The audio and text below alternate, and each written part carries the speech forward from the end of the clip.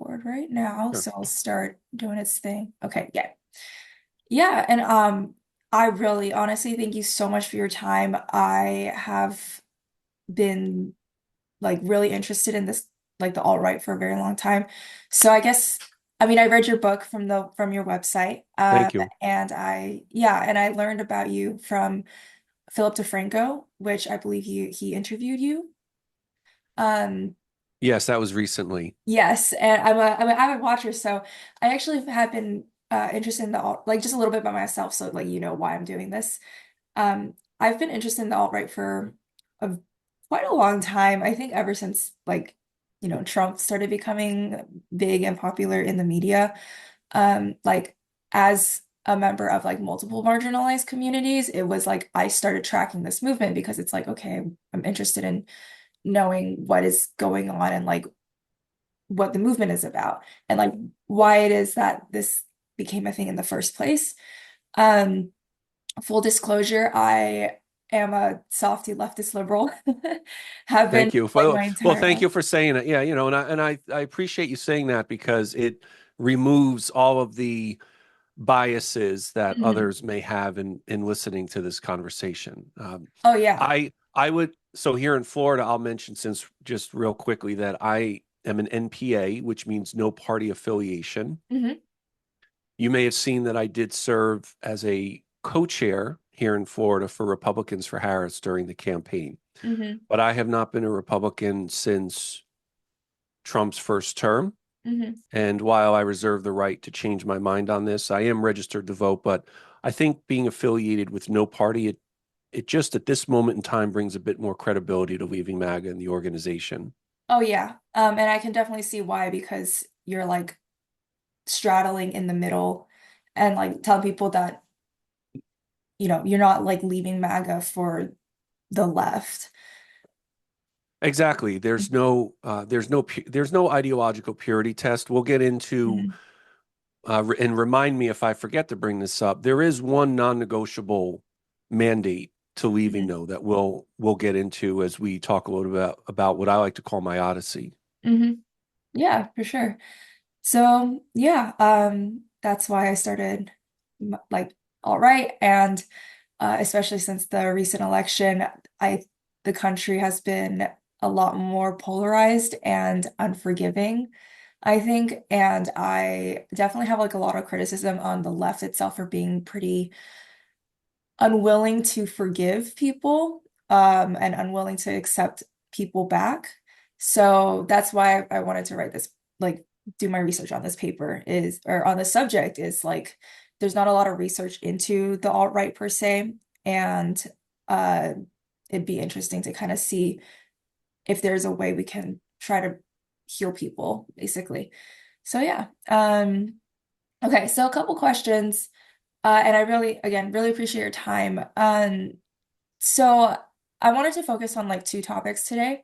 Sure. Is number one is your journey into MAGA and then leaving it. I did read your book and like watched a couple interviews.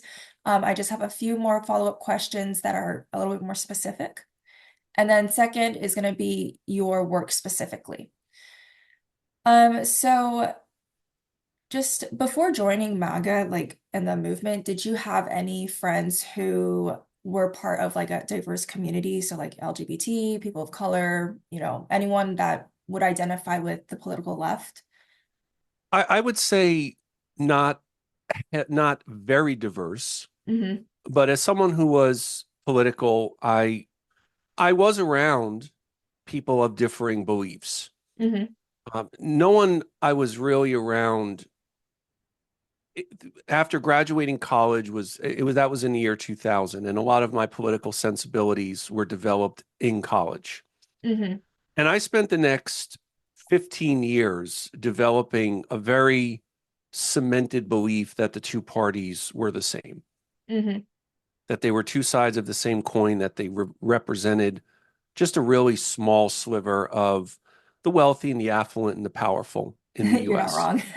You know, and I appreciate you saying that because as it pertains to my eventual support for Trump and for MAGA as a movement and a community, which we'll talk a lot about community today, Hmm. I think that disenchantment with our two-party system is a relatively anodyne, non-controversial position. Hmm. And I do think that a lot of people who originally supported Trump did recognize his outsider status. Now, I realize some may say, well, Rich, he ran as a Republican. That's true. You have to run as one of the two major on one of the two major parties in order to get elected. Yeah. But he came from a world with that was not of politics and not of the government and not of military. Hmm. So in that definition, which I think is a fair definition, he was truly an outsider. Yeah. And while I was not enamored with his campaign initially, I was curious about it pretty early on because he was, yes, there were reprehensible statements made, Hmm. but I just chose to ignore those, even though I knew that they were indefensible because Hmm. I was focused on when he would talk about issues. And there were, it seems so long ago because in political dog years, nearly a decade ago seems like a century, but there were actually issues that were broached. Yeah. And subjects that came up about economic anxiety sounds familiar, right? Yeah. Just like we're talking about them now because they'll always exist. Jobs going overseas, communities that were once vibrant and thriving being hollowed out. Hmm. So I found myself more and more nodding in concurrence. Hmm. And in my political, really what I would consider my political education between 2000 and 2015 when Trump ran, I voted third party a lot, but I was around people who would consider themselves left leaning. I was around people who considered themselves right leaning. I remember one peer I went to college with. His parents had humongous picture of Reagan Hmm. in their home, and that's and it's funny that we're talking about it this way because I don't think I've brought that point up in Hmm. the past, but now I'm thinking about this, and I had a pretty, I would say, a relatively diverse, not people who were, let's say, activists for particular causes, whether it was LGBT plus Hmm. Q rights or marriage equality, but the ones I was around, I always considered them to be pretty politically reasonable. Now, I Hmm. was political but ignorant, so of course I thought that I was reasonable, and I thought that I was, of course, I'm unbiased, I'm very Yeah. independent. But I did find that over time, I believe that the Democratic Party and Hillary, had they won in 2016, that they would have captured and seized permanent political power. Hmm. And I say this looking back on it to acknowledge how wrong I was. And I Hmm. also say this because I think it's very important, and it is, Vicky, part of the Leaving MAGA story we'll get to. I take responsibility for allowing myself to be Hmm. influenced into thinking something so traumatic as a victory of Hillary and the Democrats is going to mean that I am an irrelevant citizen in my own country. That's what I thought. Hmm. And if we go back even before Trump ran, if we recall, the election was going to be Hillary versus Jeb Bush. Hmm. And even apolitical friends of mine, and when I say apolitical, they don't talk about politics a singular second during the day, ever. Even those individuals said to me, Rich, I thought that we declared our independence from a monarchy. Yeah. Now we're gonna have political dynasties, another Bush or another Clinton. These were politically indifferent people, Vicky, saying that. Yeah. So Yeah. imagine I, the anti two party guy, right? What Yeah. I'm thinking, okay, well, I guess I'm just going to vote third party. And then here came Trump, Yeah. basically saying, you know what? The two parties have failed you. They don't recognize you. They don't see you. They don't hear you. And I'm thinking, I agree with that. Yeah. I think that's true. It wasn't, oh, I supported him when he came down the escalator. I just want to tell you, most people say that. Not really true. Okay, it's not really true. Yeah. Yeah. Outside of his family, people, it's cool to say it now, right? But it's really not that true. He started growing after, because it sounds like he really spoke to like dissatisfaction that a lot of Americans have with the Yes. local system. Yes, and I think that part of what got tapped into is that we as a people are a rebellious people. Hmm. it is just instilled in us because our country was founded in revolution. Hmm. We preserved the Union with a civil war in revolution between Hmm. two factions. And when a candidate comes in as a change candidate, which is what former President Obama did, Hmm. and which is what President-elect Trump did, Hmm. I don't think it's coincidental that one followed the other. I know for many who are very, very anti-Trump and very anti-MAGA, and I understand those feelings, but there's this sentiment of, I don't understand how we went from Obama to Trump. And I say, well, it's actually a little more logical than one might think because most Americans are not ideologically driven. Hmm. There is no actual ideology in MAGA. Whatever beverage you're drinking there has more ideology in it than does MAGA because Hmm. most Americans, including MAGA, are not driven by policy. Hmm. That is not what people generally base their votes on. So when people see someone coming in as that disruptor, that's really why I gravitated to the Yeah. Trump campaign because I saw him as someone willing and able to obliterate the established political order. And I also concluded, hey, he doesn't need this job. So Hmm. thus, he must want it for the right reasons to make the country a better place. Yeah.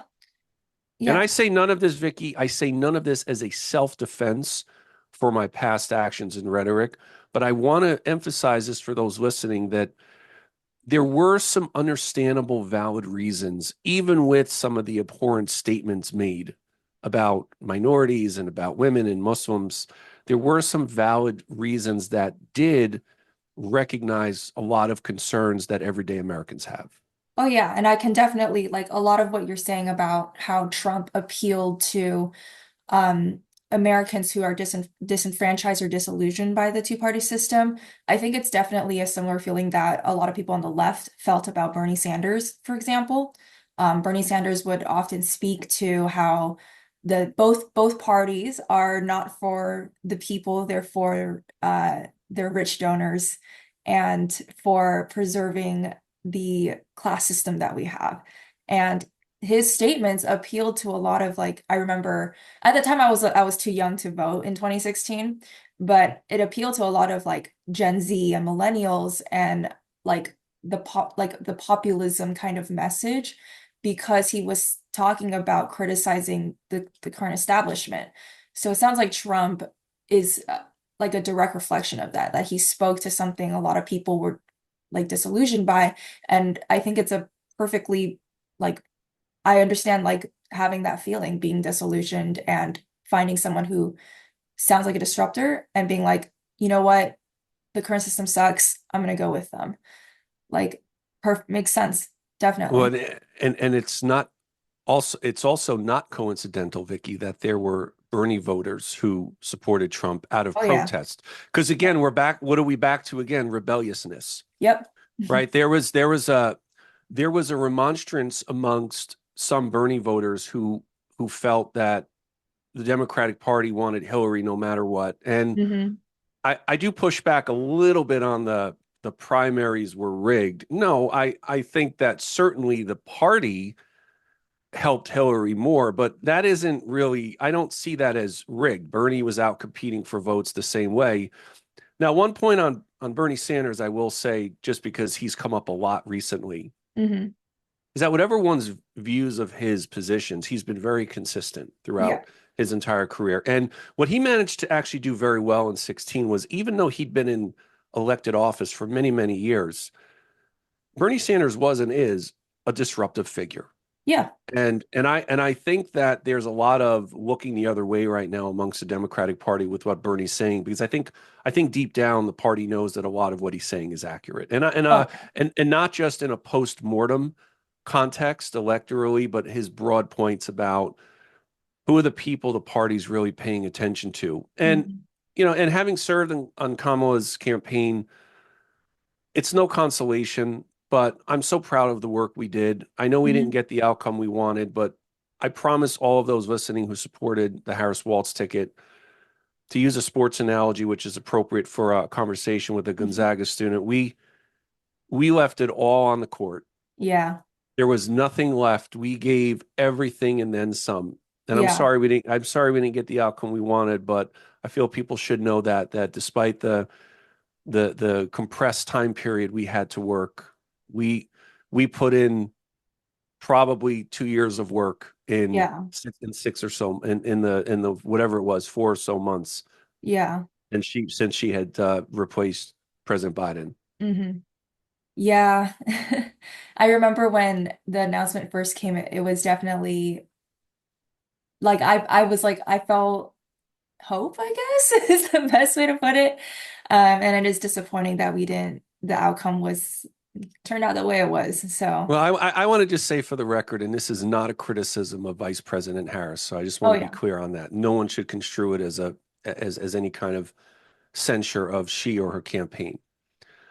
I probably am still in the minority of people in the country who believes that President Biden would have won this election.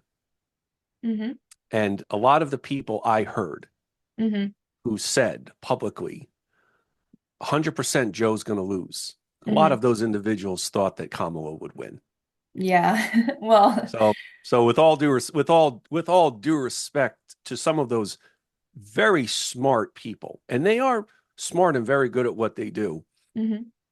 Well, I'm not saying this to try to validate my opinion. Of course, I can't say for sure that Joe would have won, but I actually do believe that when we look at the margins as they turned out, I think Joe would have had enough support to have won at the margins.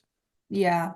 That's what I do believe. I do think that actually, and but we'll never know. Yeah. And I've told some I see online liberals and Democrats and progressives talking about something's funny, something's fishy, and I say to them, stop, please cease and desist Yeah. because the election was fair and it was honest and it wasn't rigged. Yes. I understand our deep, deep disappointment, but don't play that game because if we play that game, we're playing, again, to use a sports analogy, on the other team's court. Yep. That this is how Don't, misinformation spreads. Yeah. that's exactly right. And I'm glad you mentioned that point at the outset about Democrats and liberals because I'm not trying to equate blamefulness, Hmm.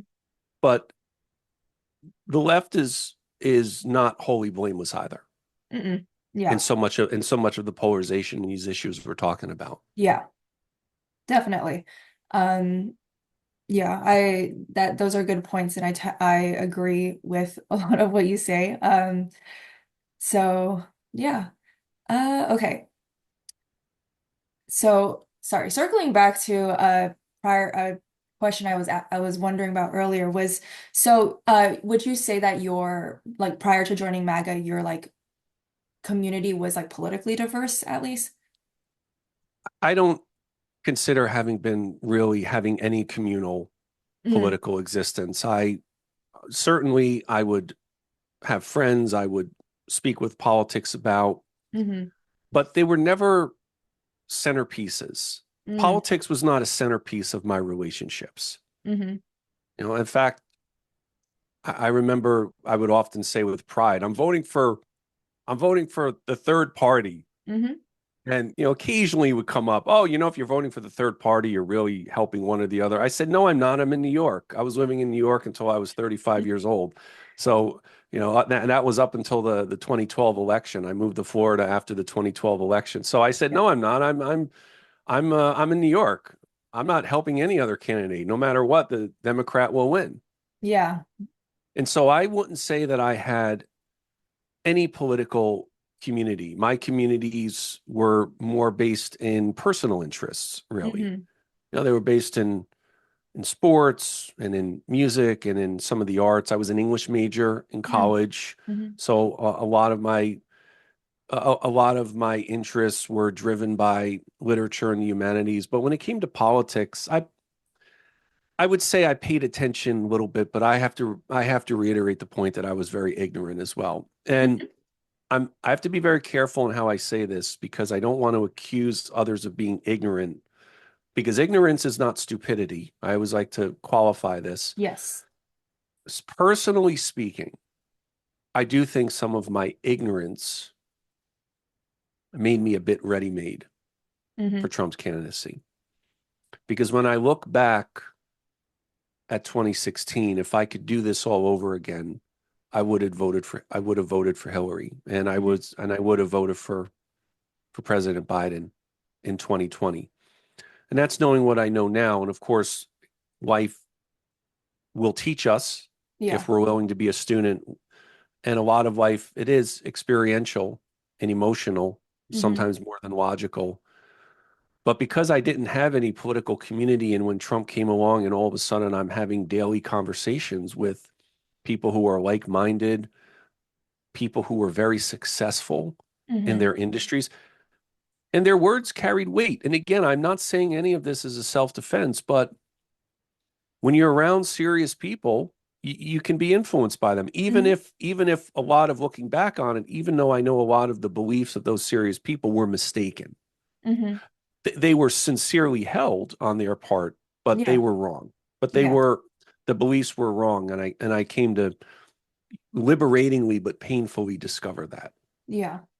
What do you mean when you say that like you felt like your ignorance primed you, like made you susceptible?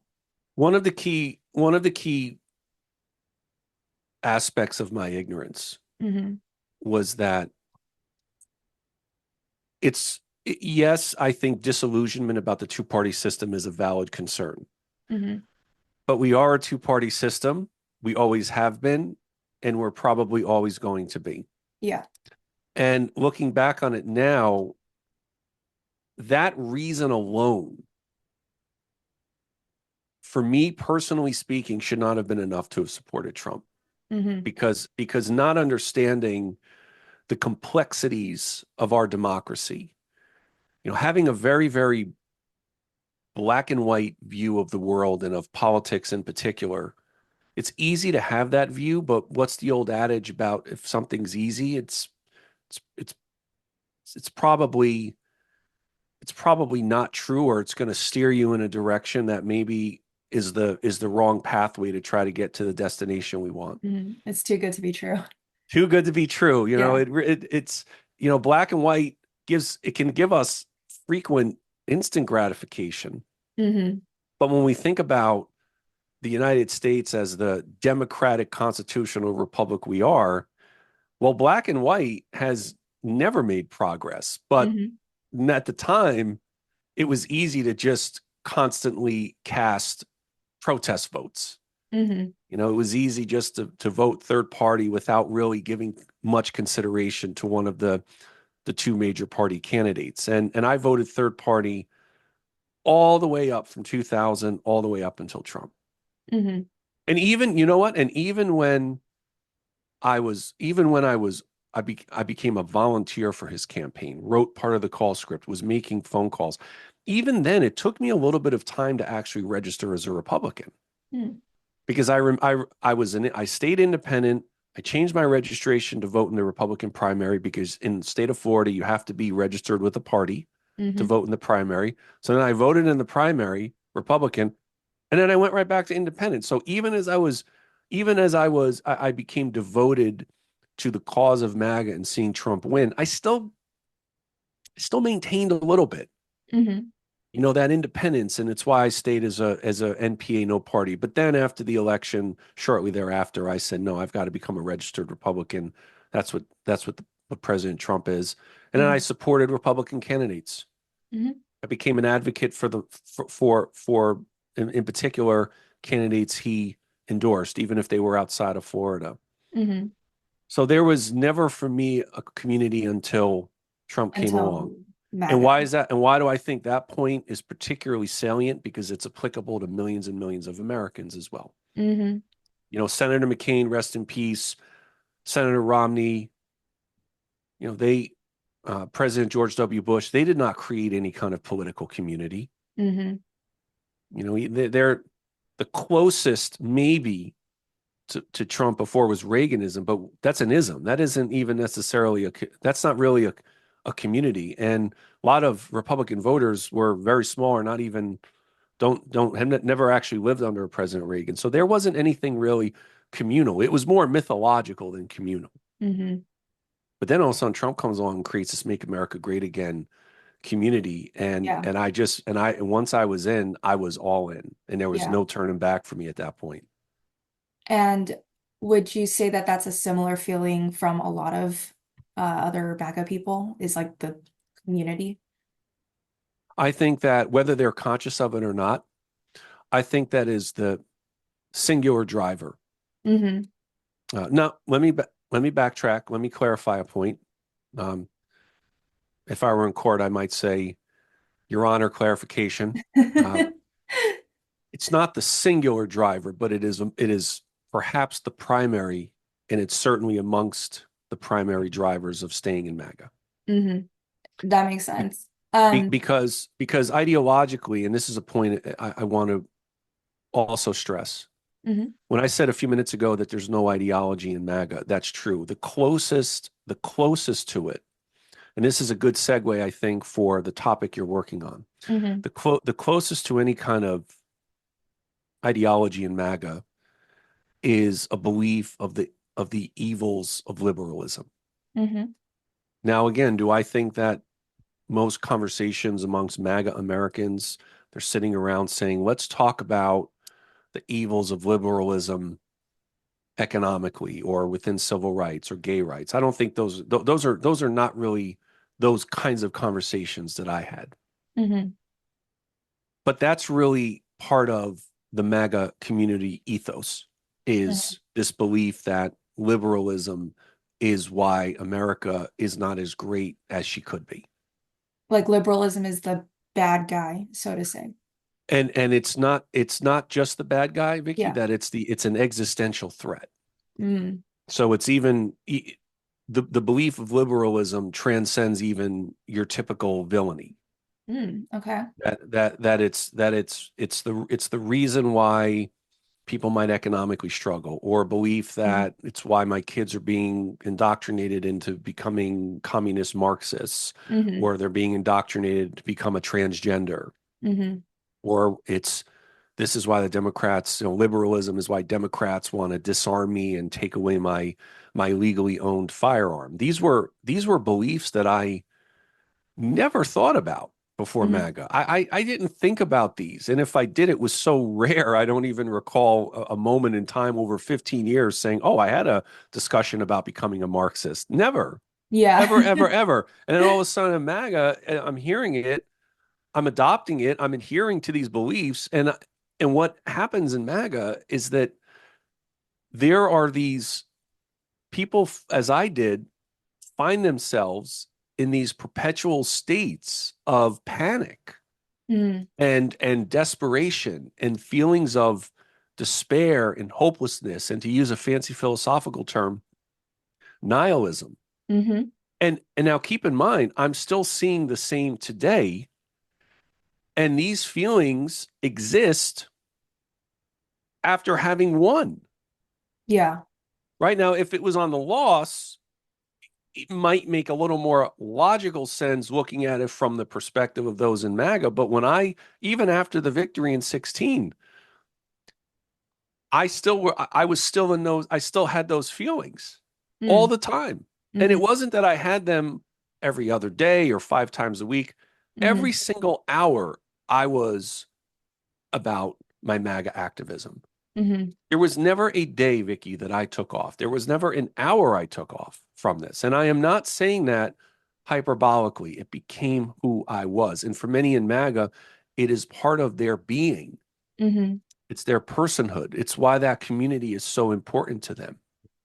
It But sounds it's like it, also, yeah, but it's really but gives it. what binds is also a shared there's a unification about a shared enemy, which is liberalism, Mm, which is not a perfect ism. It's flawed mhm. like everyone. It's got its contradictions, but it's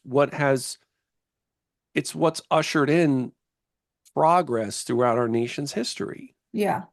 right? The basis, and since we're talking in a law school context, is appropriate to talk about Latin, right? Liber, the Latin of that, it means free, Mhm. right? So liberalism is what has been the bedrock of increased equal freedom, not preferential freedom, but equal freedom. Mhm. It sounds like what it sounds like is that Trump really tapped into a you are all suffering. and the reason you're suffering is because of immigrants, gay people, women, et cetera, et cetera. Um, Now, and yeah, now if I may say that that's true, but there was a part of that though that focused on the political class. mm-hmm, And that was the part for me that's what I really honed in on. yeah, Because if my entree into MAGA wasn't because I felt threats from minority groups, I was actually a supporter of gay marriage, for example, throughout MAGA. mm-hmm, I didn't, I didn't object to it. I wasn't opposed to it even in MAGA, and I knew I lived with gay men in college, and I mm-hmm, remember back in the day thinking, if you want to, two men or two women want to marry, fine. mm-hmm, Government should have no business in that, in trying to prohibit that.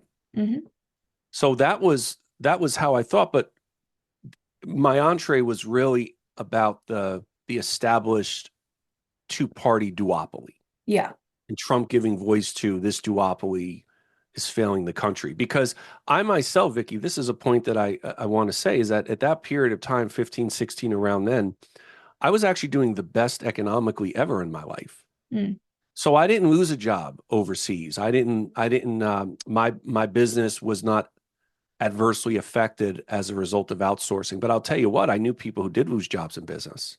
mm-hmm, So I was honestly thinking about them. Now, selfishly, I was also, of course, thinking about me. And in fairness, people vote based in part on their interests. That's fair.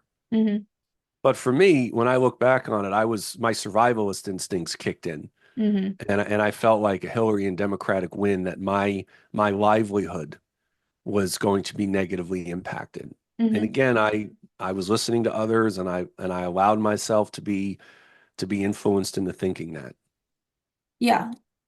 So when you like, I guess, discovered MAGA, was your entry like online or was it in, or did you find people in person? Like, where was the startup community for you with Yeah, MAGA? for me, it was not entirely online. Mm-hmm, A lot of, not so much face to face, but a lot of just human conversations. mm-hmm, Talking with other small business owners, talking with working Americans, middle class Americans, and when they would talk, what I heard a lot in what they were saying was a lot of what Trump was talking about. mm-hmm, The people were saying, "I work really hard, and I don't feel like I'm ever getting ahead."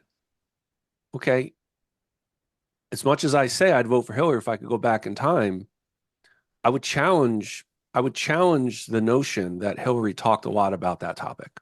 mm-hmm, I think if you go back and look at, even for example, the deplorables comment, okay, mm-hmm, she actually said after that comment, and I'm paraphrasing, but Americans are hurting. A lot of the ones supporting Trump are hurting. We need to listen to them. Hillary mm-hmm, actually said that mm-hmm, after the deplorables comment. So I look back on it and think, if she could have just resisted the temptation to mm-hmm, talk about deplorables and actually kept the focus on, look, a lot of Americans are not doing as well as they think they should. We need to figure out why. The government has a role in mm-hmm, trying to help them. That's what we're here for. The basis of that message right there, had that been the basis of the campaign, rather than let's elect the first woman president, have a coronation, which again is what her campaign was about. Okay, yeah, and again, I'm saying this as someone who would have enthusiastically voted for her against Trump had I known then what I know now. yeah, yeah, Right. So who was giving voice to these concerns, which, to use the old maxim, it's deja vu all over again, because we're talking exactly about that right now yeah, after this election. yep, yep, yep, agreed. So, How's this been so far? Is this helpful yes, so far? definitely. Okay, okay. I just want to make sure I don't let me stray too far off course, because once I get on a topic, it's hard to shut me up. I need to do better at listening and speaking. I'm the first to admit that. Well, I mean, like this is really good. Like, I'm learning a lot right now because yeah, there's not a lot of studies into well, like to be more specific, my paper is more like on the alt-right movement itself, of which like, MAGA is a part of. And there's not a lot of research into like anecdotally the alt-right, if that makes sense. It's kind of hard to to put to quantify feelings because it a lot of my understanding is a lot of why people end up falling into the pipeline or into MAGA movement is feelings, and finding community and building that community. Well, it's so MAGA is driven essentially entirely by feelings. Yeah. There's a mythology within MAGA of rugged individualism. Hmm. In reality and in fact, MAGA is driven wholly by conformity Hmm. because in the community, we all publicly believe the same. Privately, we may think differently. In fact, privately, I had many conversations that were critical Hmm. of President Trump at the time. After Charlottesville, during COVID, a lot of the stolen election wise, Hmm. I had many conversations that we said he needs to. I wish that he'd stop doing this and stop saying this. Hmm. But it is entirely emotional. And I want to, if I may, I'd like to ask you something about what you had just said about not a lot of studies. Yeah. I'm wondering if you've given some thought as to why that might be. I've got my own ideas. Hmm. I don't want to bias you, but I'm wondering if there's been anything you've seen that shed some insight into why maybe there's not been a lot done when in fact it is a very, very important, I think, political and cultural and sociological issue. Yeah. Personally, I think it's because people are trying to figure out how to study the movement. Again, since a lot of it is like it's hard to quantify feelings, and one of the flaws with studies, with like political studies or these kinds of statistical studies, is they try to quantify, and they try to be like, look, like gather data and look at the data, and this is what the data says.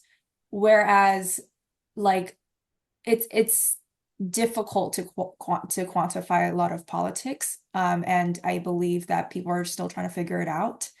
And additionally, it wouldn't surprise me if it's hard to collect data in the first place because people you're trying to collect data from may not be entirely truthful or Mhm. entirely want to Sure. share their opinions, which is fair, right? Like Lord knows I avoided all the poll calls when the election was happening. So, I promise I made none of them. yeah. I So did make it's calls, but just not into Washington State. yeah.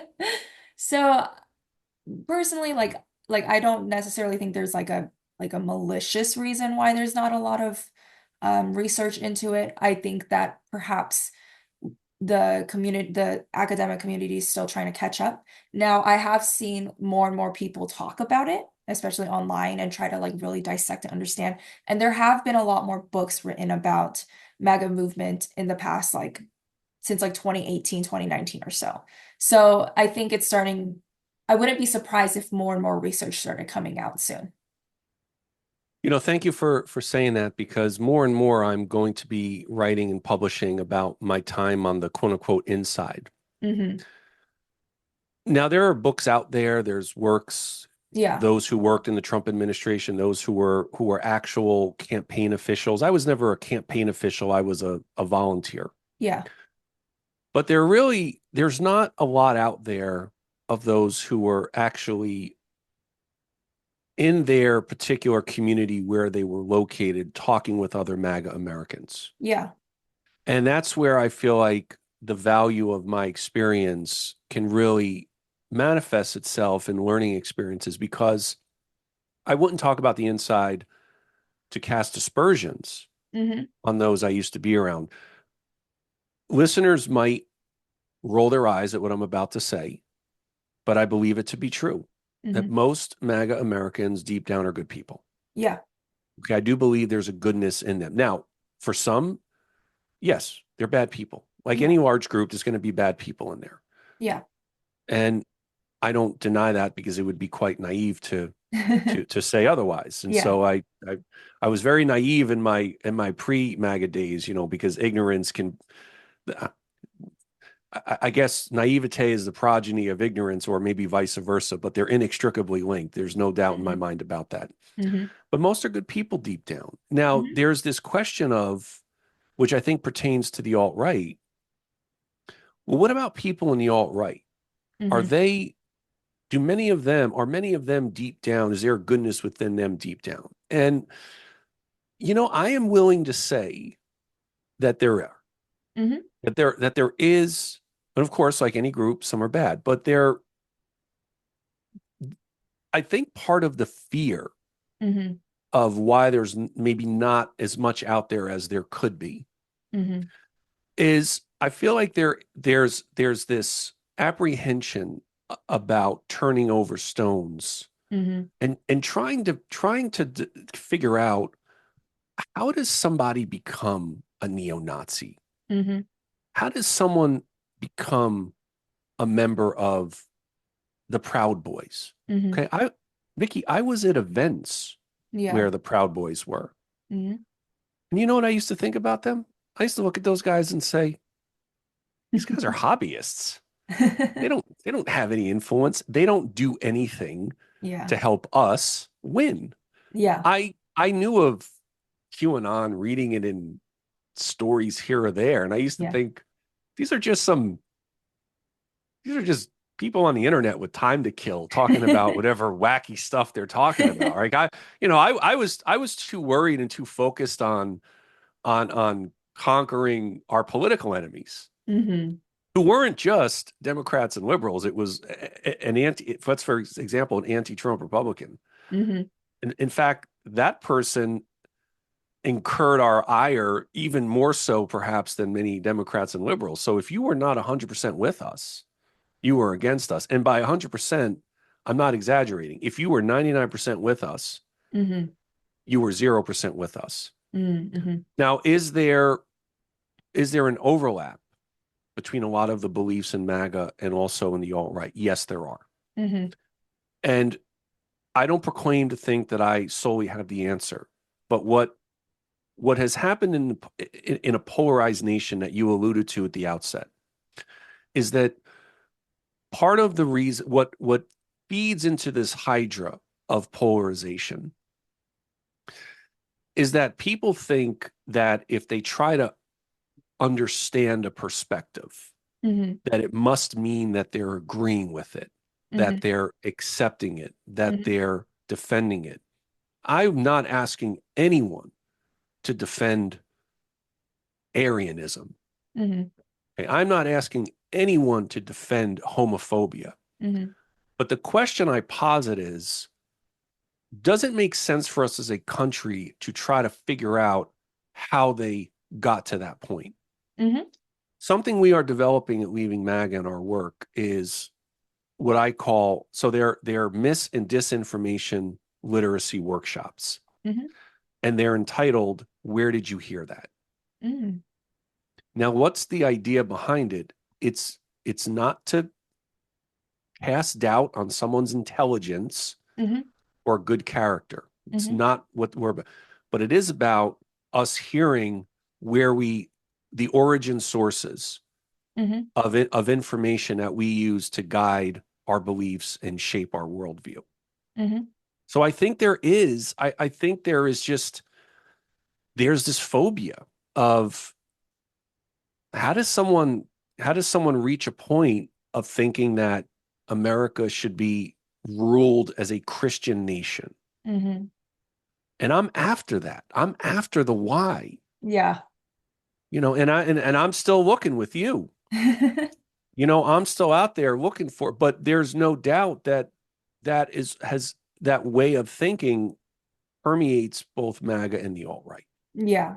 It My understanding, and based on what you just said, and what really struck me was when you said like how you continue to feel like the fear and despair.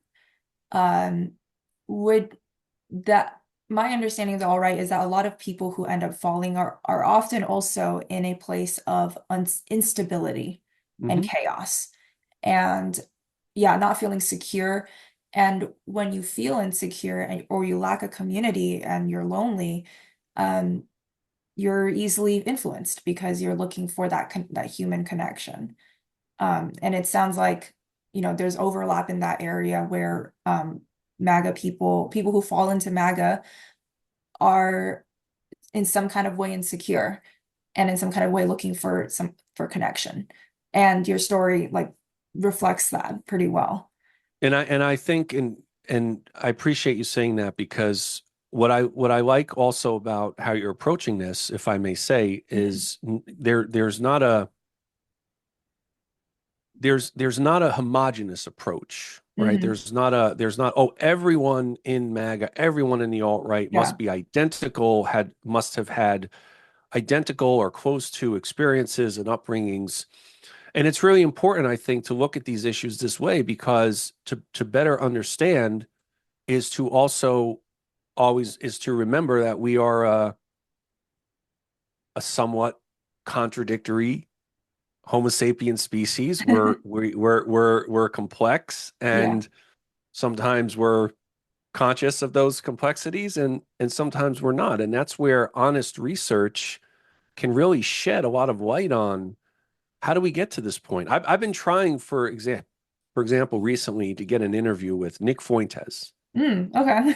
Now, why do I want to why in the hell do you want to interview Nick Fuentes? Yeah. Here's why. I want to know how did he wind up with those beliefs? Yeah. How to get here? Yeah. I don't want to debate him about the features and benefits of an all-white society Hmm. because he and I are not going to agree on that. I'm not focused on the disagreement. I'm Hmm. focused on how did you come to that belief? Yeah. Who are the individuals? Who are the influences? Yeah. And this part about why we can get subsumed into a far right, really traumatic existence. Because I would argue that if you're a neo-Nazi, there's a lot of trauma in there somewhere. Hmm. Okay. And I'm not a psychologist. I'm not qualified whatsoever to make an assessment like that. But it's easy to get subsumed into it because these mythologies are more influential than a lot of people think. And in addition to all of this, what I said at the DNC, I had a vignette that aired on night one. Hmm. And what I said in that testimonial was that Trump's toxic superpower is lying. Hmm. So you've got mythologies about super races and the, the superiority of one gender over another, let's say, and why we're best as a Christian heterosexual country. So you've got those mythologies, and then you mix them Hmm. with ad infinitum lies, Hmm. and then we get a sum. Hmm.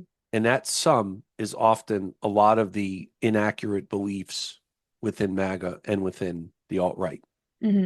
And one of the hardest parts for me in leaving MAGA, and I want everyone to know it was August 30th, 2022. Hmm. It took me an entire year to leave. Hmm. And one of the reasons it was so hard was walking away from the community that I established. Yeah. I had a second family of MAGA Yeah. Americans, and this second family sometimes took precedence over my own blood family. I'm Hmm. embarrassed to admit that, Hmm. but it is the truth. Another reason that made it so difficult was that I had to accept that I wasn't just wrong about one or two beliefs. I was Hmm. wrong about years worth of beliefs that I held so dear to myself. Yeah. And I was wrong. Yeah. And I was wrong. And some of the reasons why I left, it started in the summer of 21. Ron DeSantis started having anti-vaxxers at his press conferences, and Hmm. Trump was still talking about a stolen election, which I didn't believe. And I came to understand a little better that January 6th was actually had some coordination Hmm. by the most powerful person in the world. And then you Hmm. had the Republican Party in early 22 saying, "Oh, the January 6th was legitimate political discourse." Those were their words. And then for me, the final straw was May of 22, which was the Uvalde school shooting. Yeah. And I should say also, I have no problem to say this. I've been a firearm owner for many years. Hmm. I actually conceal carry a firearm every single day. Hmm. I'm a believer in responsible firearm ownership. It is a unique American right. It's also uniquely American how many people die and are Hmm. injured every year from firearms. Hmm. So to me, the arguments are just silly and absurd what a lot of pro-gun groups propagate and Hmm. what they espouse. Hmm. So it took me an entire year having these doubts, vacillating between I can't support this anymore. But then I would look at a speech I gave at a Trump group and I would say, no, no, no, I'm in the right place. We're going through a rough patch now. Hmm. But it was on August 30th, 2022, I published a mea culpa. And in that mea culpa, I said, I supported Trump and DeSantis and MAGA. I was wrong. Hmm. I'm sorry that I did. And I want to acknowledge my mistake. Hmm. When I pressed publish, I didn't regret it for a singular second. But the the God's honest truth here, Vicky, okay? And I'm saying it to a student at a Jesuit university here. The God's honest truth. I never thought anybody would care. Hmm. Never thought anyone would give a damn. Hmm. The moment I published that apology, Rich, can you talk to my brother? Yeah. Rich, can you talk to my mother? Yeah. Rich, my best friend of 40 years and I don't speak anymore. I was completely oblivious to all of this. Hmm. So I realized after being inundated instantaneously that people cared. And I spent the next year trying to refine my political footing as an American, as a citizen, as a human being, as a dad, and as a husband, Hmm. telling my story. I spent the next year telling my story. And I came to realize more and more that people wanted to hear it. And then that accelerated the founding and formation of Leaving MAGA as an organization where I Hmm. find myself now. Well, that's a perfect segue into the next couple set of questions. So yeah, so when you started leaving MAGA, well, that's perfect, like how you explained how you like got here. But I guess like what when you focus on building community, where are you building community? Is it mostly online? Are people like reaching out to you individually? Do you have like a group chat, like kind of situation? Like how do you build that? Sure, thank you. And I have to just say that the creation of Leaving MAGA has been completely accidental. It was I could lie and say, "Oh, I had a 2-year game plan Yeah. and we were going to be here at this point and there at that point." No, it's all accidental because the I would really say the Leaving MAGA in its embryonic form was really early 2023 because at that Mhm. point I had had several months of telling my story, realizing that people wanted to hear it. But there was nothing congealed in my mind about having a nonprofit, having some kind of organization, some community. But when I Mhm. look back on it, the seeds were planted in that early 23 period. And then I just went through the whole year telling my story.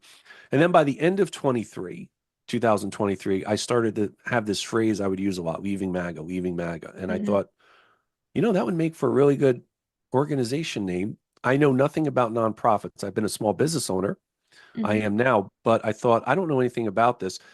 But I met a few people who said, "Hey, Rich, I really believe in your cause. I'll help you." And I said, "Okay, thank you." So I immediately took that shamelessly. I took their help, right? And they were so charitable in offering their guidance and expertise. Mhm.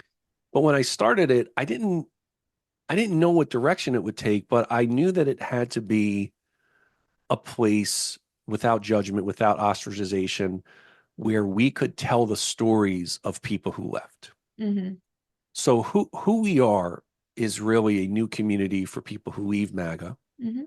for people who might have doubts about their support, Mhm. and also for friends and family of those who are still in the thrall of MAGA. Mhm. That's who we are. What we do is we tell stories. Mhm. Now we are looking to expand how those stories are told. For the most part, it has been through online, through a variety of media, both online, digital, print. Mhm. We are creating the workshop I mentioned earlier, Where Hmm. Did You Hear That? Those are designed to be in person. Hmm. We do have a game plan for 2025 where we're going to have, I'm going to call it a chapter.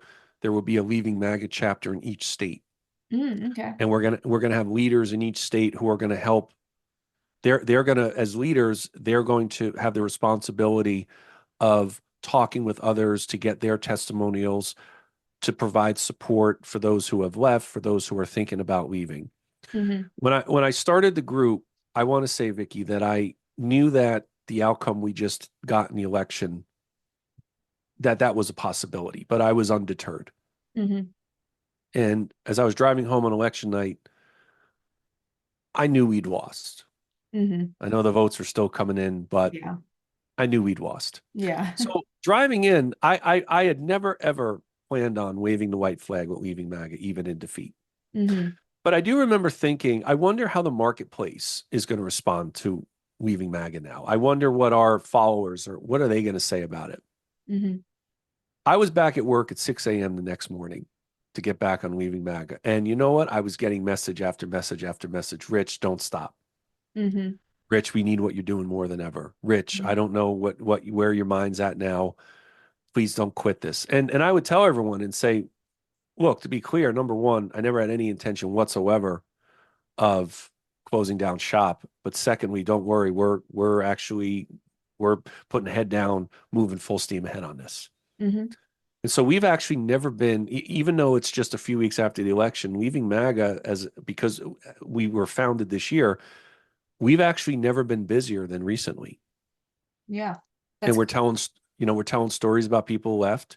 hmm. We've just started telling the stories of people who have friends and family in MAGA, and all they want is their relationships back. Hmm. They don't want their friends and family to stop being stop being a conservative. They want them out of that community because I try to separate the community with the people. Hmm. The MAGA community has torn asunder families, Hmm. friendships. It's pitted complete strangers against each other. Hmm. And it's divided households and other communities and places of worship. And Vicky, damn it, I need to say, I'm sorry that I'm culpable Hmm. in helping divide. I helped Trump do that. Hmm. I am complicit in that. And Hmm. I want Leaving MAGA to be something that is not driven by sympathy, but is really driven by making amends. Hmm. And I want everyone in the country to know that Leaving MAGA is everybody has an invitation Hmm. to Leaving MAGA, whether they feel like they have left or they're thinking about leaving, or a family member, a relative, a close friend wants to tell their story. Hmm. They are welcome in our community, and our community is growing by the day. Yeah. And I don't take any credit for that. That's our team. Hmm. We have a dedicated pro bono team Hmm. who really believe in building this community. So I know it's going to be hard. I know that there's the possibility that maybe we don't have a lot of success. Hmm. I know there's the chance that this could be a quixotic, futile endeavor. Yeah. But I don't think it's going to be, though. I don't think it will be, because I think Americans really deep down are looking for a reason to believe. Hmm. And no one is doing what we are doing. Hmm. And I'm not saying it because it's my idea. Let me just preface with that. If creating a new community for Hmm. people to leave MAGA, if this concept isn't enough to get people to leave, nothing will. Hmm. Because to leave a community, you've got to have a new destination. Yeah.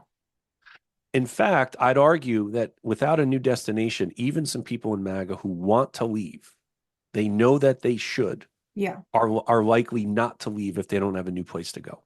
Yeah. Because as much as it might be uncomfortable staying in the MAGA community, it will be more uncomfortable to leave with nowhere to go. Yeah. And I don't, and again, I'm not saying this in any kind of self-aggrandizing way, but when I left, I had nowhere to go. Yeah. I don't know where the hell I was going, but I knew that I needed to get out. Yeah. And I did. And I just was at that crossroads. thankfully, some of um, some of our more religious listeners might feel like maybe it was divine intervention that I Mhm. got myself on the pathway, that I was meant to go through it. I studied theology as a minor in college. Mhm. We studied Calvinism. I respect John Calvin's intellect. I don't really believe in predestiny because all of us have free will. So Mhm. I'd like to think I left on my own volition, but I'd also like to think that along the way, I also was guided, Mhm. and I was guided by people around me who accepted my apology. I went to friends of mine, people I'd known for many, many years, and I had told them, this is what I thought about you as a Democrat. Mhm. I knew you were a blue voter, and I may not have said your name publicly, but because you were a blue voter, I lumped you into a group of enemy political combatants who were Mhm. trying to harm my life, my family, and my livelihood. And I went and apologized to all of them. Mhm. And you know what, Vicky? Every single one of them accepted my apology. In fact, one who was particularly important to my upbringing. I served in the student ministry for two Mhm. years at my university, and he was the director. Mhm. And not only did he accept my apology, but he said to me, Rich, I always knew you'd come back. Mhm. Ain't that something? Yeah. You see, you said earlier about forgiveness. I believe the American people are forgiving and are graceful. Mhm. Now, having said that, do I think that we should give that forgiveness carte blanche without any accountability? No. Mhm. When I said at the outset that there's one non-negotiable requirement, I'm going to tell you what it is. You have to take accountability for your past actions and rhetoric. Mhm. I will never ask anyone to forgive without the other person saying, I was wrong and I'm sorry. Mhm. And when we have people say, I'm wrong and I'm sorry, it's not a natural act to do that. Yeah. It isn't. But I believe that the American people are a graceful people, Mhm. and they can find a way for reconciliation. Reconciliation is very crucial to the mission of Leaving MAGA. Mhm. Empowering people, having them tell their stories, reconciliation of friends and family, and also developing movement leaders to help Mhm. others leave. All this is very crucial to the work that we do. And but it shouldn't be for free, that Yeah. forgiveness. It has to be earned.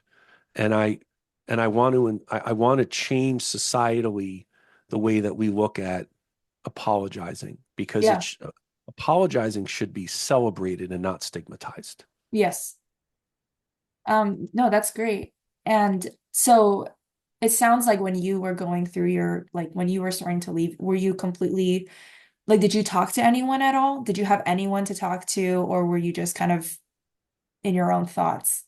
A lot of late nights at the computer. Hmm. Wife was asleep, kids were asleep, cat next to me, Hmm. just thinking about, there were these moments of, what did I do? What did I support? How could I Hmm. have supported this person? But then I would ping pong to a different set of emotions, like, no, no, no, I'm in the right place. Hmm. I believe in this cause. And I just went through that for an entire year. Hmm. And I like to say, to paraphrase Ernest Hemingway, one of our most venerable authors in American Hmm. history, my my leaving MAGA epiphany happened gradually and then suddenly all at once. Hmm. And given our Jesuit, many in the audience listeners who are people of faith, Hmm. my road to Damascus moment was real. We Hmm. think about Saul in the Bible where the scales fall from his eyes. I had a road to Damascus moment. I didn't know that I was going through that as I was going through it. Hmm. And then it got to a point after Uvalde where I privately said, I'm out. Hmm. I can't do this anymore. My conscience, the alarm would just not stop sounding. Yeah. But Vicky, I quietly left, but something was gnawing at me, saying, no, no, no. I was very unapologetically public in my support for Trump. What was really nagging at me was that I should be unapologetically public about renouncing what I Hmm. believe what he stands for. Hmm. And that's what led me to that mea culpa that I published. Hmm. It wasn't enough for me to do it quietly. I had to do it loudly, the way I had always been very loud Hmm. in my support for Trump and for Yeah. MAGA. And that's how it led to me. So it was very much an individual process for me. Hmm. And you know what? Again, I consider myself really fortunate that I've been able to land where I am right now. Hmm. But for those out there who have left and want to tell a story, but they're afraid, I respect that. But you've got a place with us to tell a story. For those out there who are maybe having those doubts like I did, Hmm. something was said or happened that commenced doubts for them. I want them to know that they don't have to go through the process of leaving on an individual basis. They've got us for support. They're not alone. Yeah. They're not alone. You have They've a got us, and community. they've got a new community of others who also left and can relate so much Hmm. to what they've gone through and what they're going through at the moment. Hmm. It was liberating for me. I emancipated myself from the manacles of MAGA, and the moment I did it, I've not had a singular regret Yeah. since doing it over 2 years ago. Well, that's great. Like, I mean, it's really, you're absolutely right. Like people don't like to admit that they're wrong. And it takes a lot of courage to be willing to have your foundations and personhood shaken and completely dismantled and rebuilt. Like that takes a lot of courage. And like that takes a like you should be proud of yourself. And I'm sure a lot of people in your life are as Well, well. thank you for, thank you for saying that and for caring about what we're doing. I'd like to ask if you've got some more questions. I know we ran a little bit over. I want to be respectful of your time. Oh, I'm good to continue for a while. Like I kind of scheduled an hour, but like if you what like do you have a hard stop time? Ideally, yes. So Mhm. I wanted to propose if there might be a way for us to schedule follow-up time. Sure, yeah. I do have Okay. a couple more questions just on like how like the community building aspect, Sure. but when would be best for Yeah, you? thank you. Because I don't like to rush through the end. I would rather, if it works for your schedule, to schedule another time because it's Mhm. very important for me. You reached out to me and are taking the time, and I feel like you should.